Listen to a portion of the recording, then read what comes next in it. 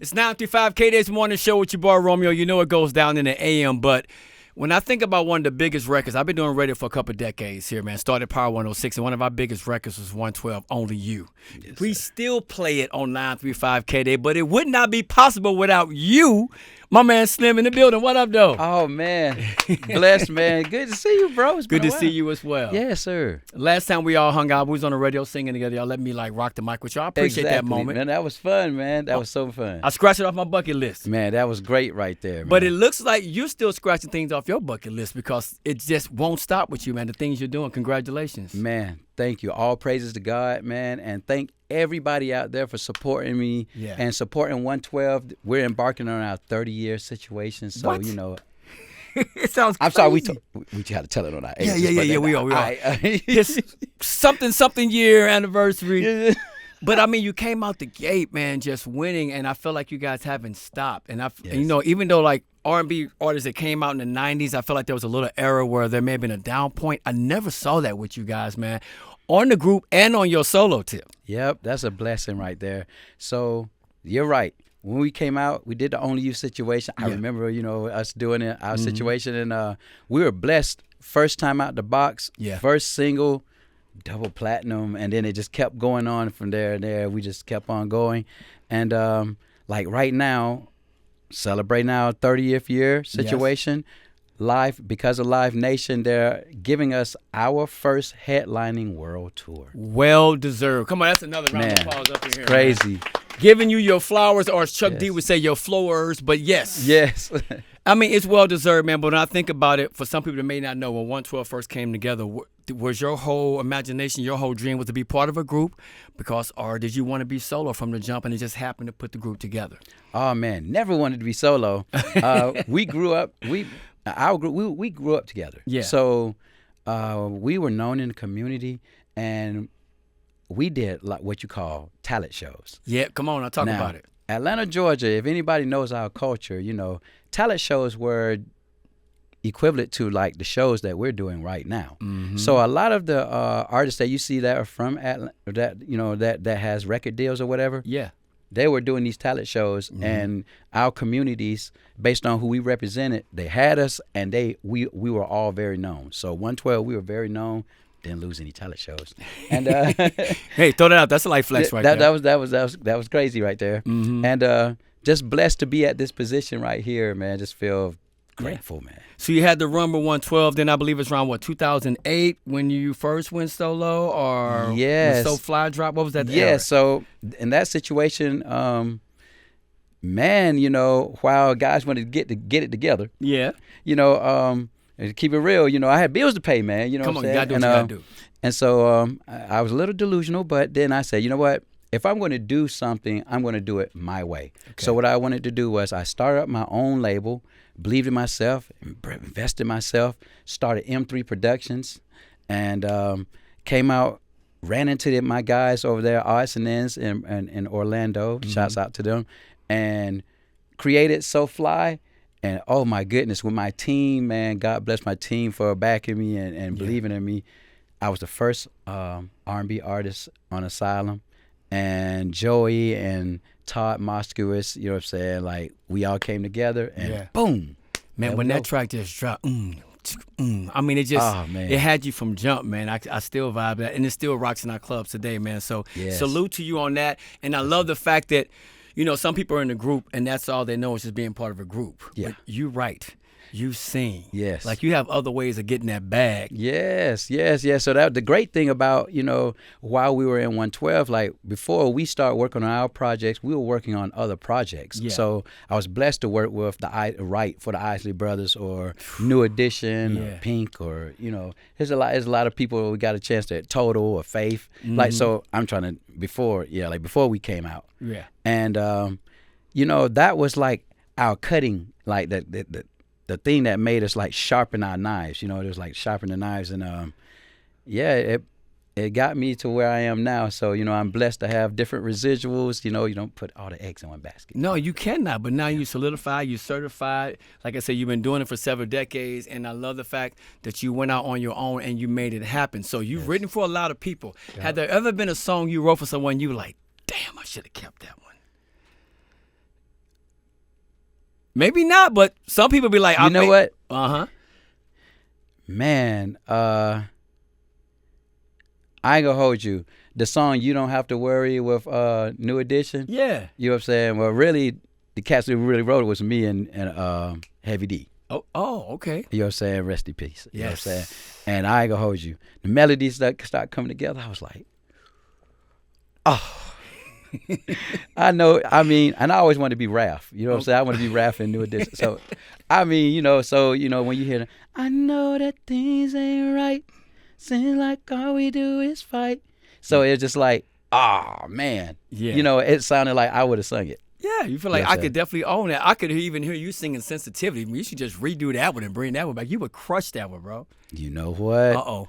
Hey, big shouts out to Raph Trash Band. We can make that happen. You know what I'm saying? Uh-oh, the pressure's on now. Yeah.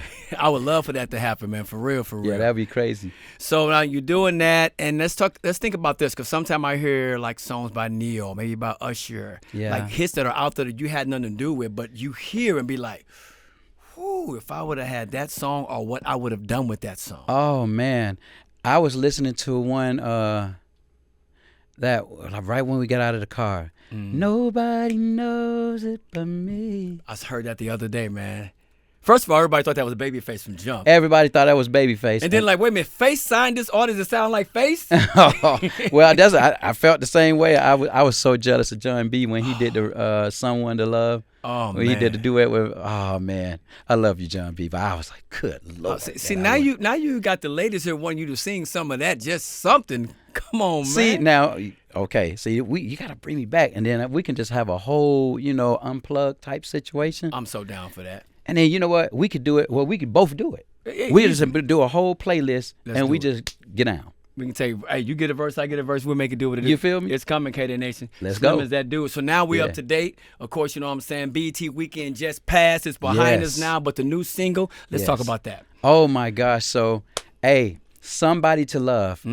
Got on a plane, went to Denver, met up with my homie Dirt Pate. He has a #1 record with Tank. Before we get started, start vibing, and it was crazy. We did several records. This record right here felt like a summer record, Yeah. and it was just crazy because it was like, all right, if I'm gonna come out, this how I want to come out, and I want to just deliver a message to all the women, like all the women, like, we see you out here, you working hard, you putting it down, you know what I'm saying, probably going above the Call of Duty in a lot of areas, Yeah. but there's some kings out here that recognize it and say, hey, I know what you're missing. I know what you're missing. You got everything, but you just need that somebody to love. Talk that saying? talk. So, Come on, Slim, yeah, man. talk that talk. Yes, sir. No, but when I heard it, it was just like, I said, oh, this is a perfect fit. It makes sense. Yes, You know, yes. I feel like it was for you, and that's why and you it's did it. and I'm going right back to the clubs. You know what I'm Yeah. saying? That's like, I didn't want to be lazy. Because it's easy for R&B artists to like kind of like get on, do like the slow joints or whatever. But going to the club, that has a special type of equation in itself. So great melody, great message, right BPM. And I'm gonna have the remixes, so I know have it's all coming. the I know it's hip hop coming. cats, all my rap friends gonna jump on there. That's gonna be dope. No, I knew you had something else in the pocket for real. For real. Yes, sir. You Very well already know. expected, man. Yeah, man. So the career started, man. You're on Bad Boy Records, 112. You guys move on, do your thing. Mm-hmm. Like, people will always ask you, is there a chance for you guys may possibly tour again, or do you love the fact, like, you know what? I'm done with that part of my life. I'm ready to move on. Well, you know what?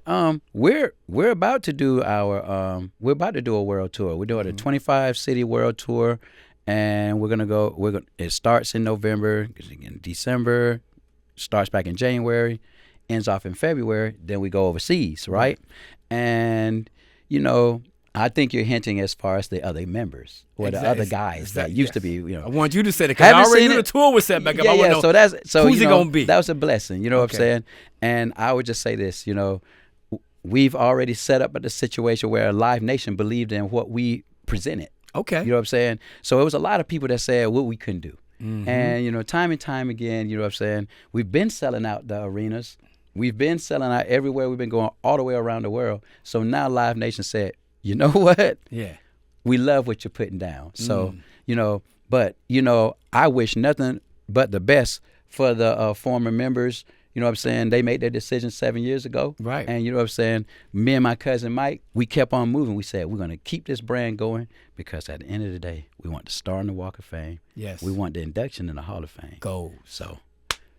And that has to be on the way. We're going to bring that to fruition. That has to happen, man, because like I said, the work and your line of work you put in, your credits that you have here from everything you've written to the awards and everything, you need to be honored in that way. Yes. That, like, one of the DJs told me earlier, he was like, hey, look, we don't need to give flowers when you're like in your 90s and stuff, you know, you trying to make it to the stage or whatever. No, give the flowers now. You know what I'm saying? And it's just been a blessing, you know. Yeah, and I feel like we're in a world that can do that now, especially with social media, because not only do you get the praises from your fans out there and people that admire your work, you have other artists that'll reach out when they see you post something like, yo, man, I'm glad you back on the scene with this or that. Yes. That's a great feeling, man. And that's one thing I do like about social media. That so much, you know, I know when we came in, we didn't have it. Didn't have that. You know what I'm saying? So it was like we had to kiss the babies and, you know, go to the record stores. I know people like, what are record stores? But, yeah.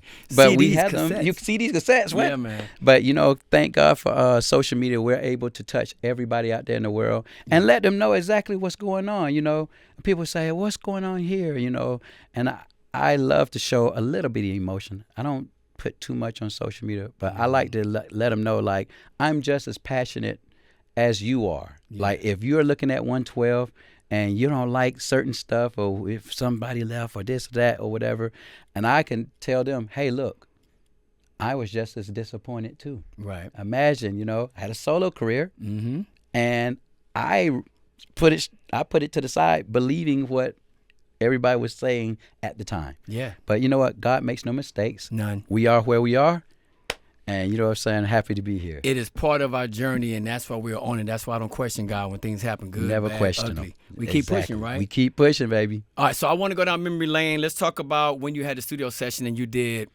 Peaches and Cream.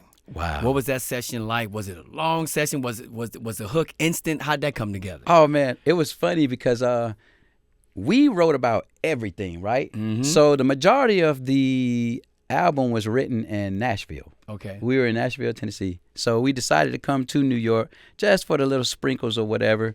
Wanted to get up with Mario Winans, and we were like, we want something different. Don't give us an ordinary track. So he gave us the track. So we were like, what are we writing? What are we about to write about? And I remember sitting there looking at Pooh Bear, and that time Pooh Bear was like, you know,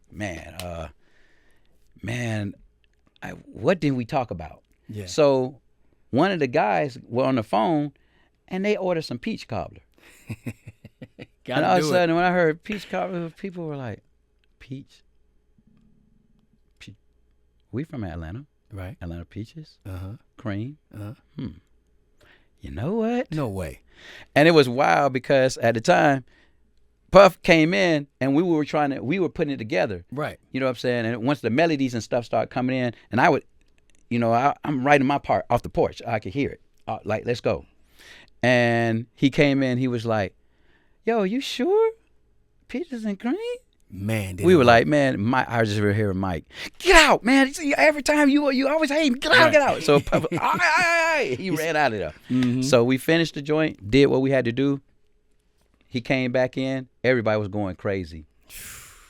Yeah. As soon as it first jumped, I'm telling you. But the fact that's how it came together, that's why I love asking these questions, man, because who would ever thought someone ordered Peach's cobbler? Right. It was a real peach cobbler. And he said he was on the porch. That's him down south right there. He said he was on the porch, not in the front.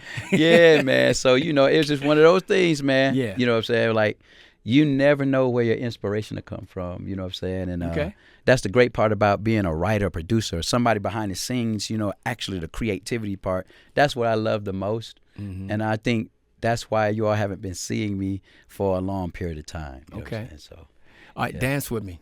Dance With Me. That was fun, too. How'd that come about? Here we go. We're on tour. We're on tour. I think we were on Whitney Houston tour. We were opening up for Whitney Houston. And we were in St. Louis. On the back, here we go.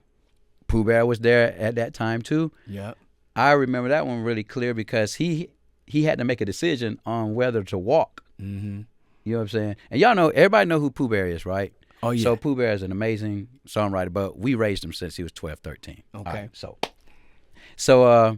he came in and he was like, So at the time, the former had did the beat. You know what I'm saying? And Pooh Bear was like, "Hey, I got this idea. Hey, come in here, Slim. Hey, listen to this." And he was coming with this situation. I was like, "Oh man, that's crazy." Yeah. So we started adding on to it. And that's just how it went. I just remember like dropping him off at the airport right afterwards, and then he had to hurry up. And there we go. And the last one, because we love it. First of all, we love all y'all songs on the West Coast. That's no lie. Oh yeah, Cupid. Oh man, now that's a crazy situation. So everybody thinks of it as a love song, right? So we thought we wrong. If you listen to the words, man, you know what I'm saying, without telling business, right? You know what I'm saying. If you listen to the words, you say, "Girl, if I told you I love you, that doesn't mean that I don't care. If I told you I need you, that doesn't mean that I won't be there." Right. And then it goes into the B verse like, "Baby, I'm so sick and tired of the way you turn my words into deception and lies.